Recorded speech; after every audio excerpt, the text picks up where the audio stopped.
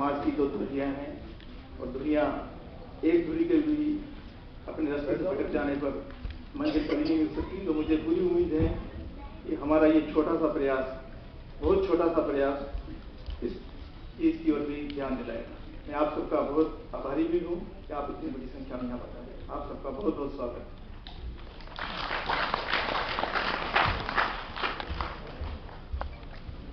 धन्यवाद सर। और अब हम कार्यक्रम के अगले हिस्से में चलते हैं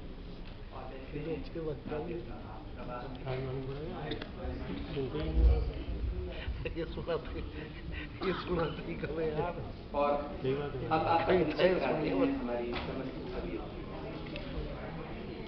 सबसे पहले अंजू लता मिश्रा जी। अंजू जी एक कवित्री होने के साथ साथ रचनाकार भी हैं। लड़कियों की शिक्षा से आप हमेशा जुड़ी रही हैं। समय समय पर आप सार्थक और रचनात्मक संवाद आयोजित करती रही हैं। प्रौढ़ शिक्षा और सेव गर्ल चाइल्ड के लिए भी आपने काम किया है। साथ ही एंटी सती मूवमेंट से भी आप जुड़ी रही हैं, रुवा की मेंबर रही हैं और राजस्थान प्रौढ़ शिक्षा समिति से भी आपका जुड़ाव रहा है। अंजू जी की शिक्षा बीएससी, एमए, एमफिल, पीएचडी। आप 30 वर्षों से अंग्रेजी साहित्य अध्यापन में जुड़ी रही हैं। हमारी अगली प्रतिभागी हैं अनुपमा तिवारी जी। आप कवियत्री तो हैं ही, साथ ही सोशल मीडिया पर भी सक्रिय रही हैं। बच्चों की शिक्षा के क्षेत्र में मौलिक सोच रखती हैं। टीचर्स ट्रेनिंग प्रोग्राम से आप जुड़ी हैं। साथ ही आप अजीम प्रेम जी फाउंडेशन से भी जुड़ी हैं। 25 सालों से अलग अलग संस्थाओं के साथ आपने काम किया है और 2011 में आपका कविता संग्रह आईना भीगता है प्रकाशित हुआ था। हमारी अगली कवित्री ईरा जी। ईरा काल जी कवित्री होने के साथ साथ एक चित्रकार भी हैं। आपकी चित्रकारी का मुख्य विषय नेचर और वुमेन रहा है। आपकी हर पेंटिंग में एक विचार, एक बात है। आपकी पेंटिंग इंडिया के साथ साथ यूएस, इंग्लैंड, फ्रांस और विश्व के कई देशों में पसंद की गई है। आपकी कविताओं का संग्रह अंजुआ ख्वाब और मेरे प्रिय काफी पसंद किए गए हैं। आपको 2011 में आर्टिस्ट ऑफ द ईयर का अवार्ड भी मिल चुका है। अब आपसे रूबरू कराते हैं मृदुला अरुण जी को। आप वरिष्ठ कवियत्री हैं। कविता के साथ साथ आप पिछले 30 सालों से शिक्षा के क्षेत्र से भी जुड़ी रही हैं। कुछ न कुछ नया करते रहना आपको बहुत भाता है। 1984 से आपने एक किताब छंद शुरू किया था। आप आकाशवाणी से बहुत लंबे अरसे से जुड़ी हैं। आपकी लिखी 2 पंक्तियां हम यहाँ कहना चाहेंगे। एक दफा हिम्मत जुटा और अपने मन की कर गुजर। एक दफा हिम्मत जुटा और अपने मन की कर गुजर। 4 दिन चर्चे रहेंगे और क्या हो जाएगा। आपकी एक किताब 1991 में प्रकाशित हुई थी, गजल संग्रह सफर बाकी है। अब हम देवयानी जी के बारे में आपको बताएंगे और आज काव्य प्रभा का संचालन भी देवयानी जी करेंगी। आप पोएट होने के साथ साथ जर्नलिस्ट, एजुकेशनिस्ट, रिसर्चर और ट्रांसलेटर भी हैं। आपकी कविताएं, आर्टिकल्स, फीचर्स कई बार पत्र पत्रिकाओं में छप चुके हैं। आपकी कविताओं का ट्रांसलेशन कन्नड़ और इंग्लिश में भी हुआ है। जयपुर लिटरेचर फेस्टिवल और हैदराबाद लिटरेचर फेस्टिवल में भी आपने पार्टिसिपेट किया है और इस समय आप दिगंतर संस्था से जुड़ी हुई हैं। साथ ही राजस्थान पत्रिका दैनिक भास्कर के साथ भी आप जर्नलिस्ट के तौर पर जुड़ी रही हैं और फ्री विमर्श के व्यापक क्षेत्र के साथ ही दलित और आदिवासी भी आपकी रुचि का क्षेत्र रहे हैं। और आपको बताना चाहेंगे वर्ष 94-95 में आकाशवाणी के युवानी कार्यक्रम जानी मानी कॉपी हमारी दिव्यांग को सौंपते हैं।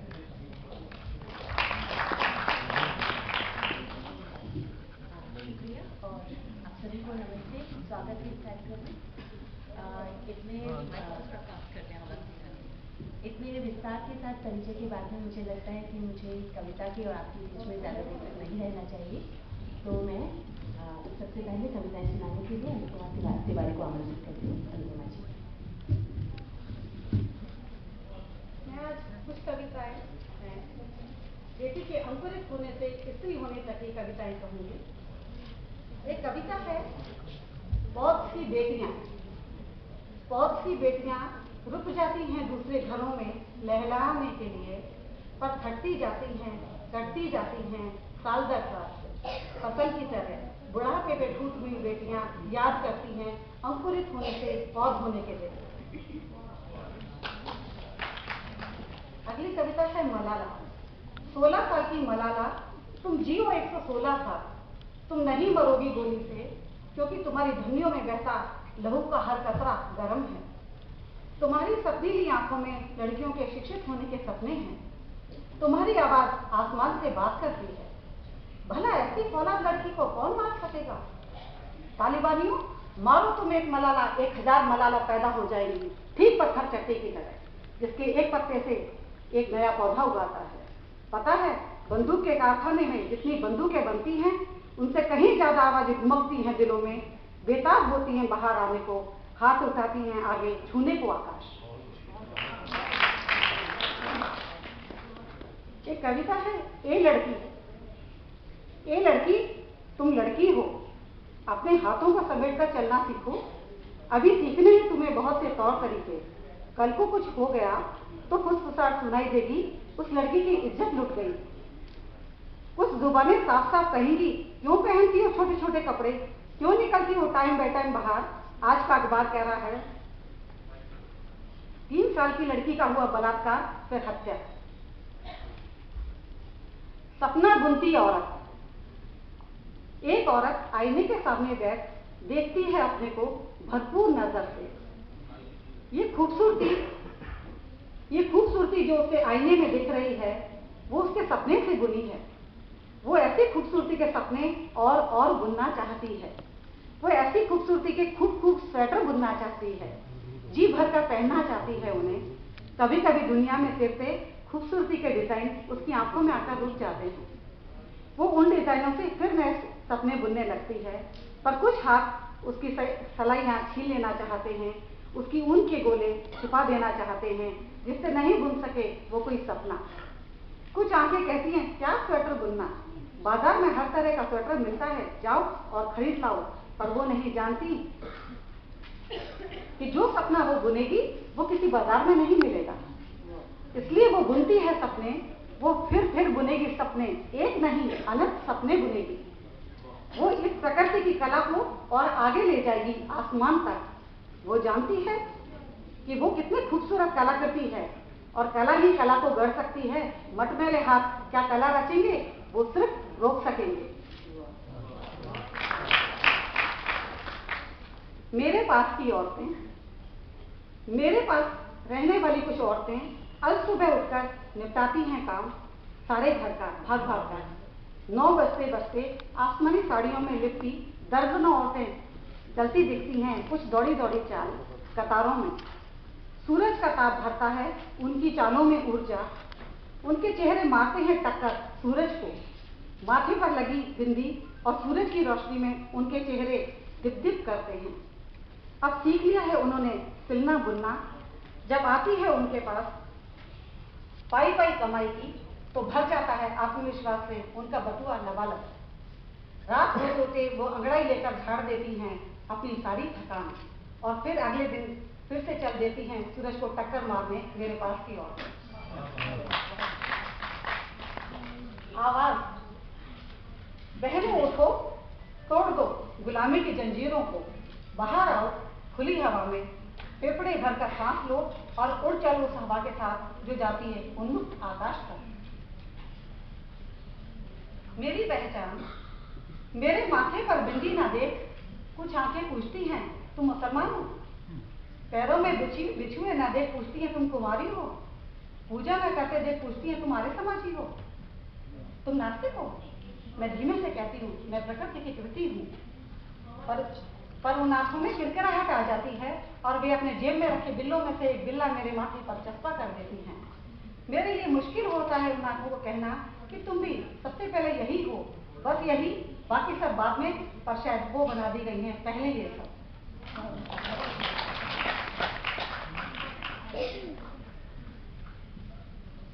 अंतिम कविता है, तू एक औरत है, कहते हैं मुझे कुछ यूं मेरे परिवार के शुभ चिंतक, पैसा तो आदमी को ही कमाना चाहिए, घर में आदमी है तो औरत को कमाने की क्या जरूरत? पर मैं पैसा ही नहीं कमाती, मैं साथ देना चाहती हूँ उन औरतों का जो घरों में गुलाम हैं। मैं भावनाएं देना चाहती हूँ उस जन समूह को जो परमाणु विस्फोट के विरुद्ध खड़ा हो जाता है। मैं आवाज देना चाहती हूँ उन बच्चों को जो अपने पेट भरने का इंतजाम खुद करते हैं। मैं जगाना चाहती हूँ उन गरीबों को जो नहीं जानते उनकी मेहनत कहाँ बिक जाती है। मैं सिर्फ एक औरत ही नहीं, एक एहसास भी तो हूँ।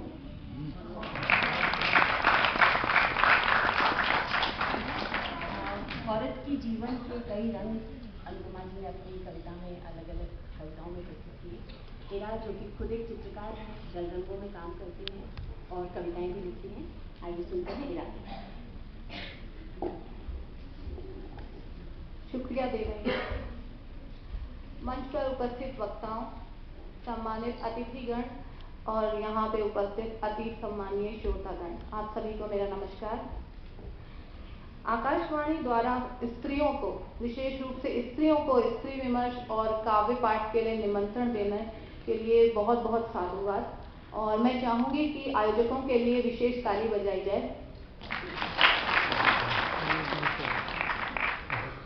शुक्रिया। कुछ दिनों पहले मैंने एक पंक्ति पढ़ी थी, कहीं मेरी नजर पड़ी एक पंक्ति पर। उसमें लिखा था कि शायद जिस समय सुनंदा पुष्कर की मौत की खबर आई थी उस समय मैंने ये पंक्ति पढ़ी कि प्रेम में हमेशा स्त्री ही हारती है, प्रेम में हमेशा स्त्री ही हारती है। उसी से उपजी एक कविता से मैं अपने कविता पाठ की शुरुआत करना चाहूंगी। तो पहली पंक्ति से शुरू होती है कि प्रेम में हमेशा स्त्री ही हारती है। मेरी हर कोशिश जो जिंदा रखना चाहती थी हमारे प्रेम को अब थम गई है, जो जिंदा रखना चाहती थी हमारे प्रेम को अब थम गई है। आजाद कर दिया है तुम्हें हर बंधन से, आजाद कर दिया है तुम्हें हर बंधन से जिसमें तुम कभी बंधे ही नहीं, जिसमें तुम कभी बंधे ही नहीं। कोई शिकायत नहीं है अब तुमसे, कोई शिकायत नहीं है अब तुमसे। निर्णय मेरा ही था तुमसे जुड़ने का और गलत निर्णय भी हो जाया करते हैं, और गलत निर्णय भी हो जाया करते हैं। पर जिंदगी में खुशी बड़ी है और लाजमी भी, खुशी बड़ी है और लाजमी भी। तुम्हारी क्रूरता ने थोड़ा और मजबूत किया है, तुम्हारी क्रूरता ने थोड़ा और मजबूत किया है। वक्त होकर अपना तुम्हारी फितरत समझ ली है, वक्त होकर अपना तुम्हारी फितरत समझ ली है। सबसे कीमती थे तुम मेरे लिए, सबसे कीमती थे तुम मेरे लिए, और तुम्हारे लिए मैं सब चीजों के बाद थी, और तुम्हारे लिए मैं सब चीजों के बाद थी। प्रेम में डूबी हुई आकंठ हमेशा माफ करती रही, प्रेम में डूबी हुई आकंठ हमेशा माफ करती रही। पर अंत में अपने बारे में सोचना ही होता है, पर अंत में अपने बारे में सोचना ही होता है। और जिंदा रखने को खुद को, और जिंदा रखने को खुद को बचाना चाहती हूँ अब अपना स्वाभिमान, बचाना चाहती हूँ अब अपना स्वाभिमान। क्योंकि अब स्त्री नहीं हारेगी प्रेम में, अब स्त्री नहीं हारेगी।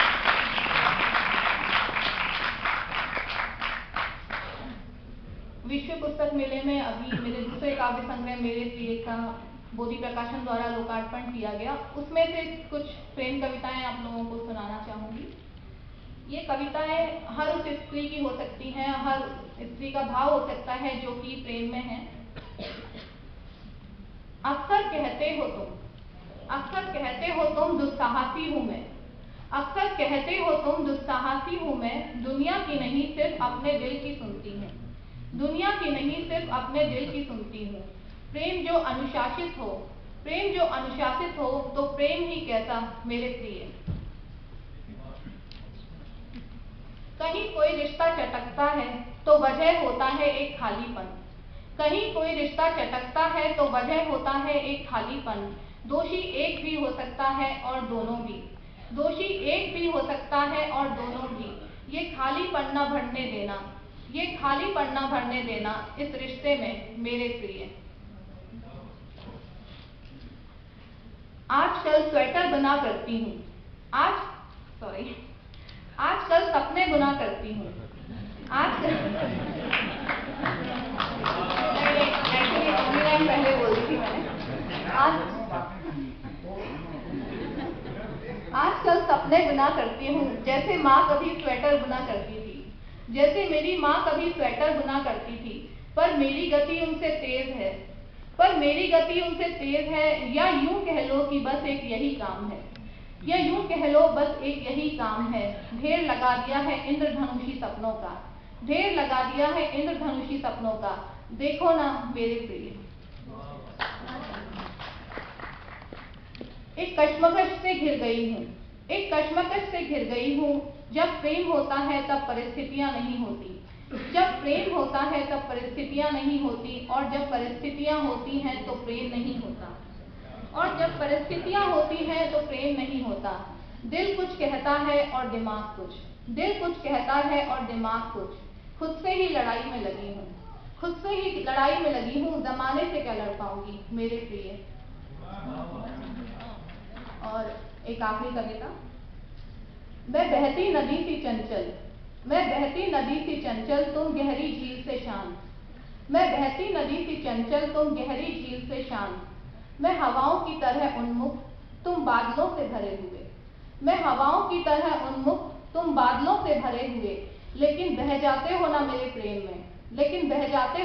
प्रेम में, प्रबल है ना वेग मेरे प्रिय। बहुत बहुत धन्यवाद। मित्रों, मुझे लगता है कि इस काव्य संध्या में बाकी दोनों कवि मुझसे बहुत वरिष्ठ हैं और मैं चाहूँगी कि आप बाद में उन्हें सुने।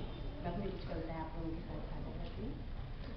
इरा ने जो सपना और स्वेटर की जो गलतफहमी हुई तो उससे मुझे अपनी कविता याद आ गई, मैं उसे भी आपके साथ साझा करती हूँ, जो शायद इस गलतफहमी को जस्टिफाई भी करता है।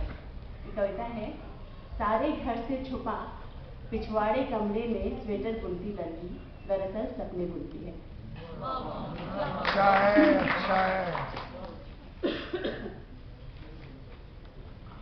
ये कविता है इच्छा नदी का पुल।